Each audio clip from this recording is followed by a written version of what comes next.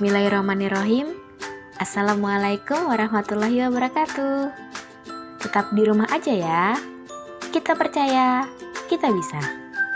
Berjumpa kembali dengan Ustazah Maike. Bagaimana kabar Ananda dan keluarga di rumah? Alhamdulillah. Semoga semua dalam kondisi yang baik dan sehat ya. Jangan lupa untuk melakukan kegiatan pagi, mandi, bersih-bersih diri, sarapan, kemudian dilanjutkan dengan sholat duha serta zikir paginya. Selain itu, jangan lupa ya untuk selalu menjaga kesehatan, makan yang teratur, istirahat yang cukup, serta berolahraga. Mari kita mulai pelajaran pada hari ini. Tonton videonya sampai habis ya.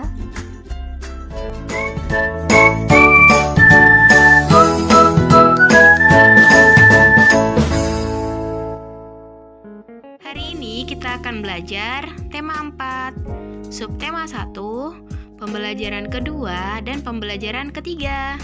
Sudah siap ya untuk belajar? Jika sudah, langsung saja kita mulai.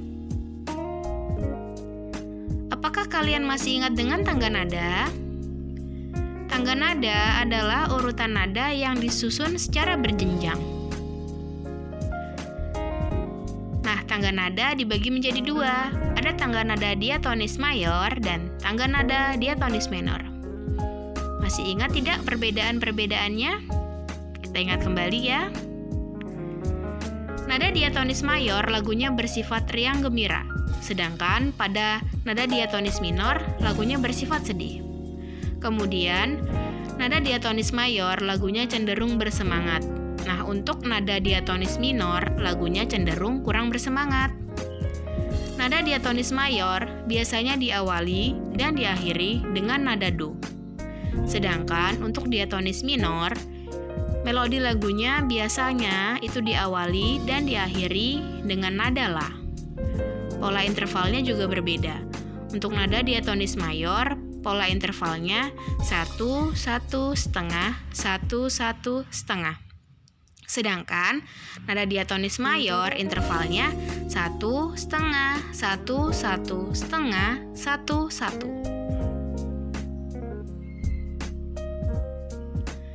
Sekarang lihat di depan kalian, Ustazah memiliki sebuah pantun nih. Silakan disimak baik-baik ya. Buah kelapa untuk es kopior, terkena pisau rasanya perih. Yang gembira ciri diatonis mayor, diatonis minor cirinya bersifat sedih. Nah, kemarin sudah belajar juga ya tentang pantun di pembelajaran pertama. Ini ada ciri-ciri dari pantun. Yang pertama, pantun itu bersajak AB-AB. Yang kedua, satu bait pantun itu terdiri atas 4 baris. Ketiga, setiap baris terdiri atas 8 sampai 12 suku kata. Yang keempat, terdiri atas 2 bagian yaitu sampiran dan isi. Perhatikan pantun berikut ini. Di laut ada kapal karam, sekarang jadi pemandangan. Kalau ingin hidup tentram, kerjasama mari utamakan. Dilihat, satu bait itu terdiri atas 4 pantun. Satu pantun itu terdiri atas 4 baris ya. Kita lihat 1, 2, 3, dan 4. Nah, lalu ada baris pertama dan baris kedua itu disebut dengan sampiran. Kemudian baris ketiga dan baris keempat itu disebut dengan isi. Nah, lalu kalian bisa perhatikan ada garis warna merah ya di baris pertama dan ketiga. Itu sama-sama belakangnya am ya. Nah, untuk baris pertama dan baris ketiga ini sama, jadi dia disebut A. Oke. Kemudian baris kedua dan keempat itu juga sama. Belakangnya itu ada an. Maka ini disebut dengan B. Jadi A, B, A, B. Jadi di dalam satu pantun itu memiliki A, B, dan AB. Jadi ada sajaknya, ada A, B, dan AB ya. Selanjutnya, nah ini ada bagian pantun. Tadi di depan sudah juga dibahas. Jadi sampiran itu terdiri atas baris pertama dan baris kedua, kemudian isi itu baris ketiga dan baris keempat. Nah, biasanya makna dan amanat sebuah pantun itu ada bagian dari isi pantun ya. Nah, kita lihat pantun lagi nih. Pantun yang sebelumnya, di laut ada kapal karam. Sekarang jadi pemandangan. Kalau ingin hidup tentram, kerjasama mari utamakan. Kita bisa lihat isi atau makna pantunnya dari baris ketiga dan keempat. Kalian lihat, jadi baris ketiga dan keempat itu kalau ingin hidup tentram, kerjasama mari utamakan. Jadi makna dari pantun ini adalah saling bekerja sama agar hidupnya menjadi tentram. Yang berikutnya itu ada penggolongan pantun sesuai siklus kehidupan. Nah, penggolongan pantun sesuai dengan siklus kehidupan ini itu ada pantun kanak-kanak, kemudian pantun muda, dan pantun tua. Untuk pantun anak-anak contohnya ini ada sebuah pantun, terbang rendah burung kutilang, hingga bidahan sambil menoleh, hatiku senang tidak kepalang, ayah pulang membawa oleh-oleh. Kemudian ada pantun muda contohnya, hujan turun rintik-rintik, ada gubuk di tepi sawah, wahai Dinda berwajah cantik, bolehkah Kanda main ke rumah? Dan pantun tuanya, enak benar tinggal di batu jajar, segar udaranya, indah dan permai, anak sekolah rajinlah belajar, agar cita-citanya kelak tercapai. Jadi masing-masing setiap pantun itu berbeda-beda ya, kalian bisa perhatikan di sini. Ya, yang berikutnya, lihatlah hewan-hewan yang ada di hadapan kalian ini. Selain manusia, hewan juga memiliki jantung dan sistem peredaran darah.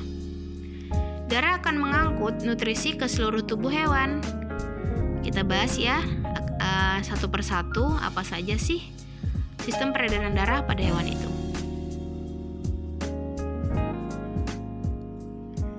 Nah, sistem peredaran darah pada hewan itu ada dua, yaitu sistem peredaran darah terbuka dan sistem peredaran darah tertutup. Sistem peredaran darah terbuka, darah yang mengalir pada tubuh hewannya tidak selalu dalam pembuluh darah, dan tekanan aliran darahnya itu lebih lambat. Sedangkan untuk sistem peredaran darah tertutup, darahnya selalu berada dalam pembuluh darah, dan tekanan aliran darahnya itu lebih cepat. Nah, kalian bisa perhatikan ya contoh pada di gambar.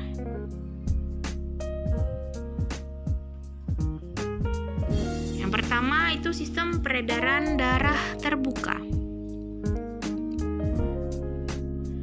Hewan yang sistem peredaran darahnya terbuka adalah serangga. Darah pada serangga itu disebut dengan hemolimfa dan tidak berwarna merah. Hemolimfa ini mengisi seluruh rongga tubuh dan berfungsi mengeluarkan zat makanan, namun tidak mengangkut oksigen. Jadi hanya mengedarkan zat makanan saja. Kemudian struktur jantung pada serangga masih sederhana, sehingga disebut dengan jantung pembuluh. Jadi berbagai jenis serangga yang ada itu sistem peredaran darahnya disebut dengan sistem peredaran darah terbuka. Kemudian yang berikutnya sistem peredaran darah tertutup. Yang pertama ini ada burung dan mamalia. Sistem peredaran yang dimiliki burung dan hewan mamalia ini sama dengan manusia. Jantungnya itu ada 4 ruang, yaitu 2 serambi dan 2 bilik. Sekat antar ruang jantung juga sempurna, sehingga darah bersih dan darah kotornya tidak tercampur. Berikutnya ini ada reptil atau reptilia. Reptilia ini adalah hewan melata. Reptil sistem peredaran darahnya adalah sistem peredaran darah tertutup. Reptil juga sama memiliki 4 ruang jantung, yaitu 2 serambi dan 2 bilik. Akan tetapi, sekat antara bilik kiri dan bilik kanan itu belum sempurna, sehingga terjadi percampuran antara darah yang banyak mengandung oksigen dengan darah yang banyak karbon dioksidanya. Jadi ini ya, belum sempurna sehingga darahnya itu saling tercampur antara darah oksigen yang bersih dengan yang kotor. Lalu ada amfibi. Amfibi adalah hewan yang hidupnya di 2 alam. Hewan amfibi ini punya sistem peredaran darah tertutup, sama ya seperti reptil dan juga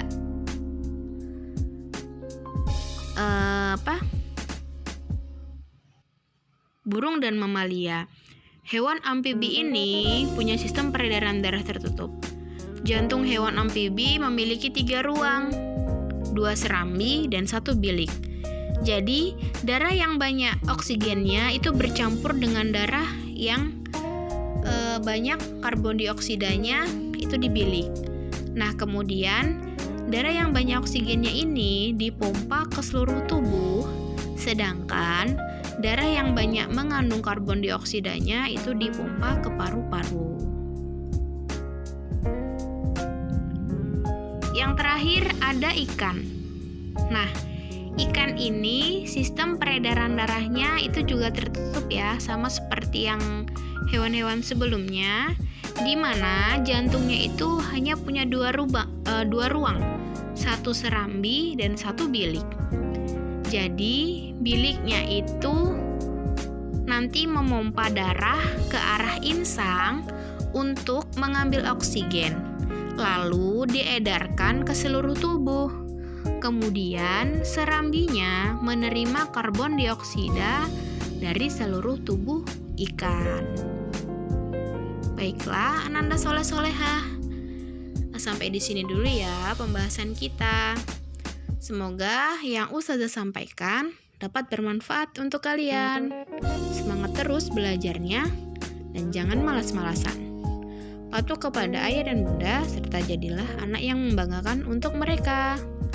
Sekian dan terima kasih.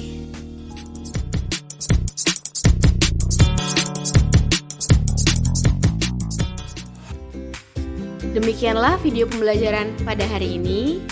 Semoga bisa bermanfaat untuk semua. Selamat belajar dan sampai bertemu kembali. Tetap semangat, kita percaya, kita bisa. Assalamualaikum warahmatullahi wabarakatuh.